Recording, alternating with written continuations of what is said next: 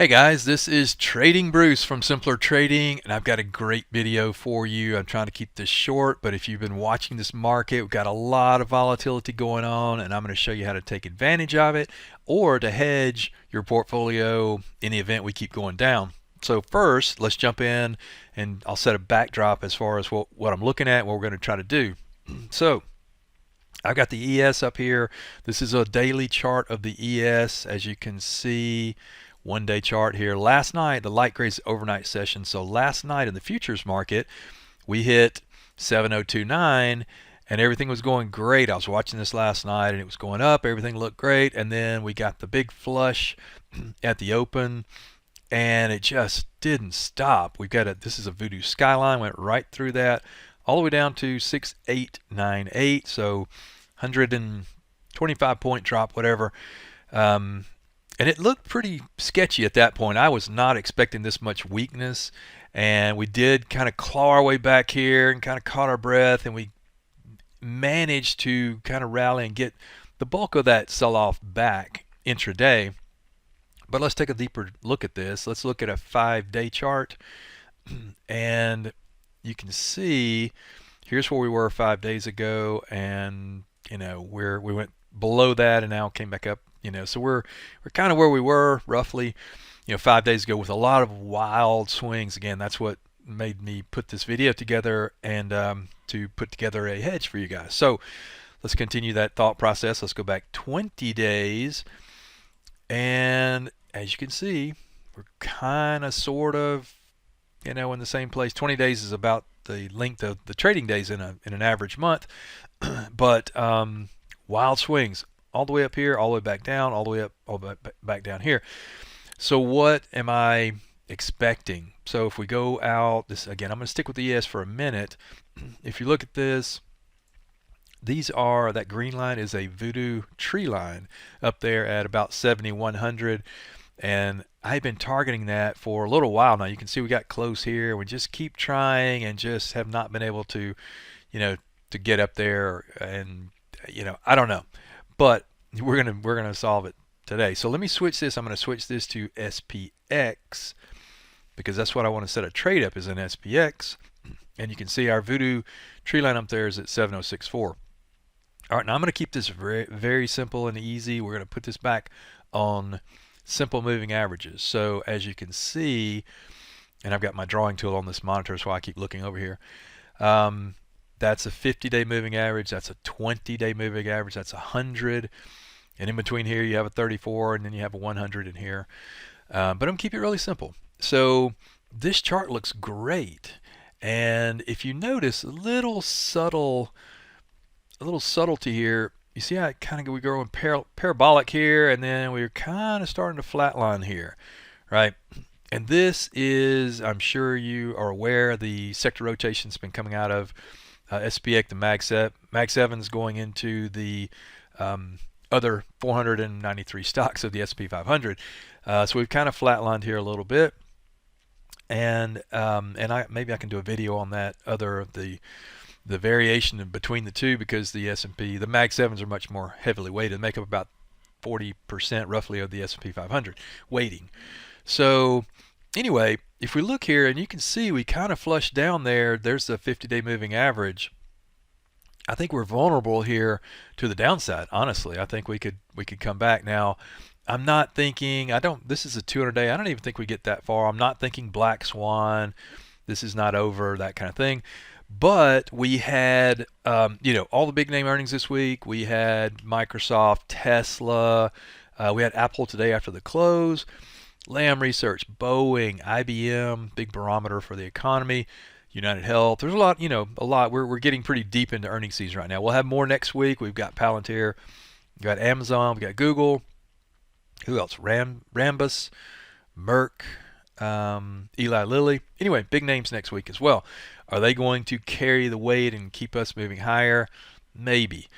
But in addition to all that, we had Fed meeting yesterday, and I thought that we would get some confidence out of that Fed meeting to push us a little higher, and we really did not. So the market feels weak. It feels heavy, although we're at new all-time, pushing new all-time highs and all that stuff, that's a good thing. But you know, I'm wondering what the catalyst is going to be, to take us up to the next leg higher here. So let's look at a chart. So let's do a little more digging. And these are Fibonacci levels. If you're not familiar with that, I use them, a critical part of my trading. And again, keep it very simple here. Excuse me. SPX on a daily. Now we've already taken out target 1. We've got smaller target 2 up there at 7016. And this is where we are right now. About 7,000 OL. This was actually done a couple days ago. It's still in force. Basically what this is showing us is that we've got timing for a high. The way timing works, there's a series of sequences that when they overlap say that you are in a position to have a timing for a high. It's exactly what happened where this is February 29th, or excuse me, that actually is supposed to say January. But anyway, regardless, we have a lot of resistance above us here. That's going to be hard to get through. Now, if we do, we'll have a smaller target. We'll have a larger target up here at 7,100 SPX, and then even higher. But this is a lot of resistance that we have to get through, right? So, that coupled with my voodoo lines, the general weakness of the market makes me think that we might be in a place where we could consolidate a little bit. And again, I'm not thinking anything major, but how do we protect ourselves or take advantage of it? So what I want to do is January 29th, let's go out 1 week, because I think it can happen, very quickly. It's very hard to get an idea where we're going to be 3 months from now, but a week from now, 2 weeks from now, much easier to at least make some valid assumptions. So we're going to target next Friday, and we're going to use SPX. So how do we do that? First, we go over here to I'm on Thinkorswim, and this is Charles Schwab, Thinkorswim. If you're not familiar with this platform, let's go to 6 February, and I want to look over here at our expected move. Now, we closed at 6969 today. You see that says plus or minus. Now it could go up 123 or down 123. We're going to assume the market's going to be weak and we might go down. So we're going to subtract 123 from that, and that's going to get us to 68, basically 68.50, kind of roughly, which is right there. Again, we have to make some assumptions, right?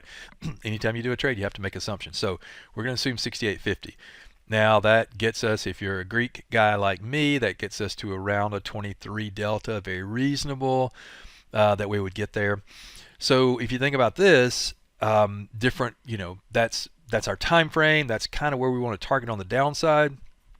Not thinking about the upside, but we want to, since we're not sure, we could rip higher, and I don't want to risk too much money. I want to make it as get the most bang for the buck and the most user friendly that we can on the upside.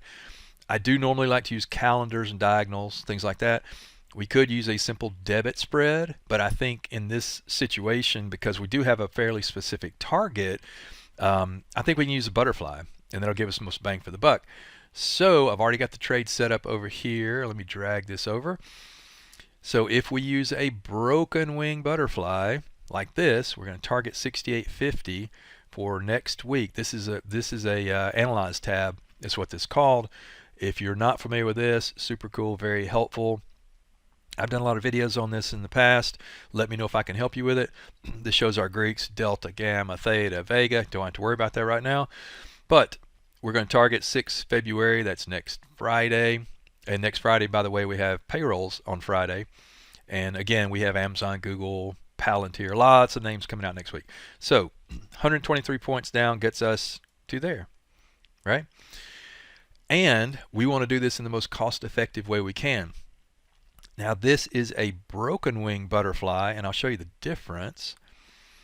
If we do a regular butterfly, we would go 67.50, 68.50, 69.50, 100 points, 100 points wide, 67.50, 68.50, 100 points, 68 to 69.50.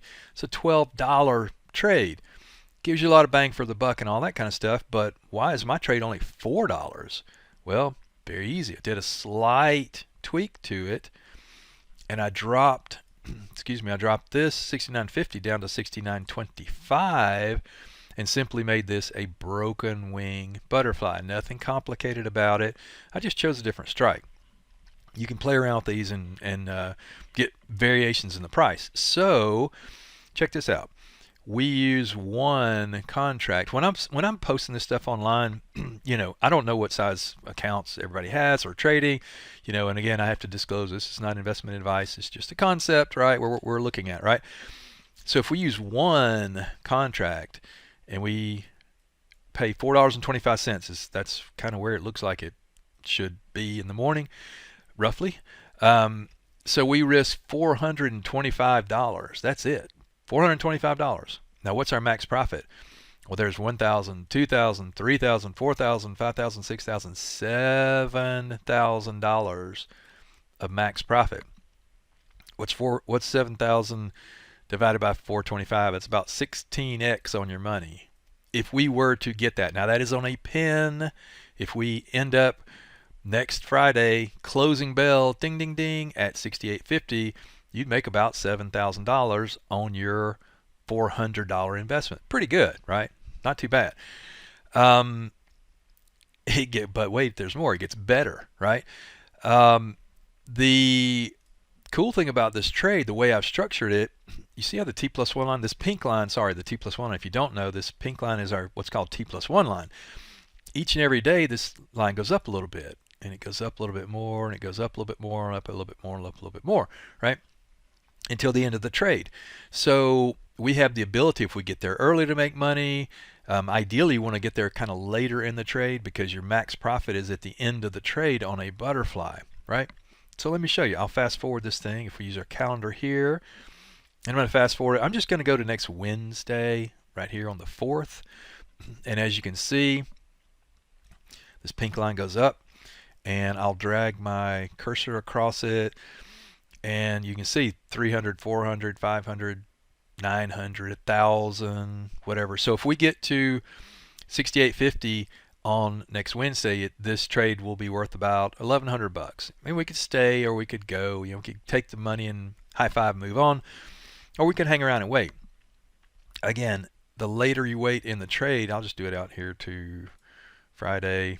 It won't go all the way to the expiration, but as you can see, it goes up, up, up. Right, this T+1 line is like this today, and then it goes like this, and then it ends up filling in this thing. The green line is at expiration on the last day of the trade. So again, the cool thing about this is very simple. We don't have any management on this trade. Basically what we'll do, if we go up, now notice over here, that number's right there. See 2.7? This trade expires on 2.6. 2.7 is a Saturday, basically when it settles. Don't worry about that. But basically over here, if you look, $425 again is all we got to risk. So if we go ripping higher next week, you know what? It didn't work. Cost me $425.